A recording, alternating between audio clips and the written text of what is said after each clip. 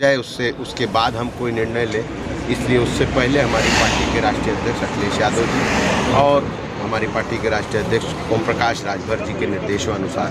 जैसे शिवपुर में एक घटना हुई, आज एक ईवीएम की गाड़ी पकड़ी गई, इसकी वीडियो आपके पास भी आई होगी। इस वजह से ऊपर से हमें ये आदेश हुआ है कि सभी जो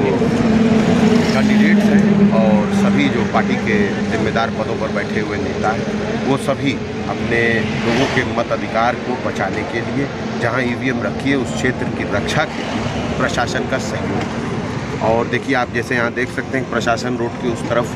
मंडी के गेट पर अपनी सुरक्षा लगा करके इंतज़ाम किए हुए, वहीं हम गेट के इस तरफ अपने कार्यकर्ताओं के साथ इसलिए खड़े हैं कि कहीं दबाव में आकर प्रशासन के द्वारा अगर कोई काम किया भी जाता है तो हम उस पर हस्तक्षेप कर सकें। और रही बात जो परिस्थितियां चल रही हैं, तो ऐसा भी अंदेशा है हमें,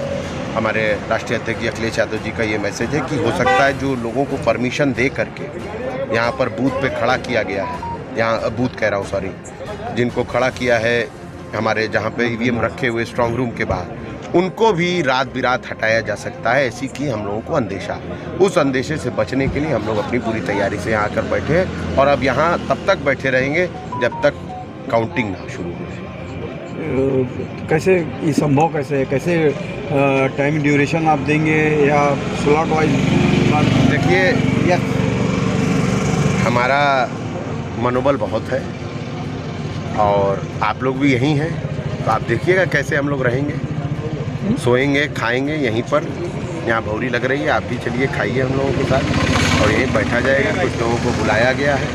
और सभी लोग बारी बारी कुछ खड़े रहेंगे, कुछ बैठेंगे, फिर जो बैठे हैं वो खड़े हो जाएंगे, फिर बाकी बैठ जाएंगे। कोशिश ये करना है कि अगले 2 दिनों तक हम यहाँ पे कोई भी अनहोनी से बचे और हम भी ये चाहते हैं, हमें उम्मीद है प्रशासन भी यही चाहता होगा, इसलिए हम दोनों एक दूसरे के साथ तालमेल बनाकर चलेंगे ताकि हम इस देश के लोकतंत्र के पर्व को हंसी खुशी मना सकें और 10 तारीख को जब रिज़ल्ट आए तो जनता में आक्रोश ना हो बल्कि खुशी की लहर हो कि जनता ने जो निर्णय लिया है और 22 में बदलाव पे 22 किल जो उत्तर प्रदेश की सरकार बनने जा रही है, राष्ट्रीय अध्यक्ष अखिलेश यादव जी की जो सरकार बनने जा रही है, उसमें कोई रुकावट ना है। आज तो जो एग्जिट पोल आया है उससे तो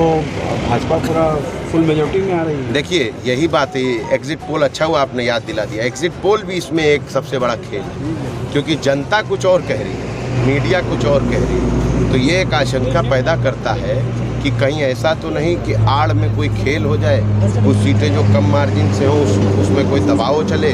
या ईवीएम के साथ कोई मैनिपुलेशन हो जाए। इसलिए हम लोग बहुत ही ज़्यादा सतर्क और समझदारी के साथ कोई ऐसा काम भी नहीं करेंगे जिससे प्रशासन को कोई दिक्कत हो, मगर हाँ किसी को करने भी नहीं देंगे। मतलब हिसाब किताब यहीं से करेंगे। देखिए भैया, सबसे बड़ा चीज़ है कि हिसाब किताब तो ज़रूरी है क्योंकि हमारी जनता ने 5 साल का अपना हिसाब किताब उस कमरे में बंद है, तो वो अगर हमारे एग्ज़ामिनेशन का पेपर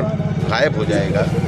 तो फिर हम आगे रिज़ल्ट कैसे आएगा। तो इसलिए हम लोग सब लोग तैयारी में हैं और कोशिश यही है, यहाँ हम भी हैं, दारा सिंह चौहान जी बैठे हुए हैं, हमारे राजेंद्र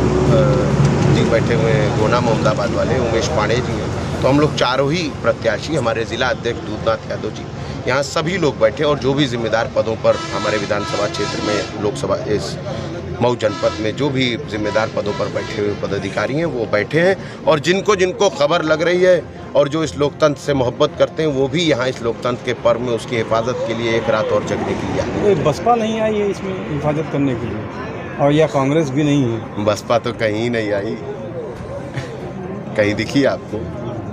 इसलिए मैं किसी पर टिप्पणी नहीं करूंगा। हम लोग यहाँ बैठे हैं तो उनके वोटों को भी किसी को बदलने नहीं देंगे। हम लोग सबकी हिफाजत करने बैठे हैं यहाँ, हमारा मकसद लोकतंत्र की हिफाजत करना है।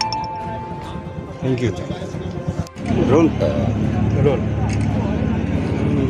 ये किस लिए बैठे हैं? क्या मामला?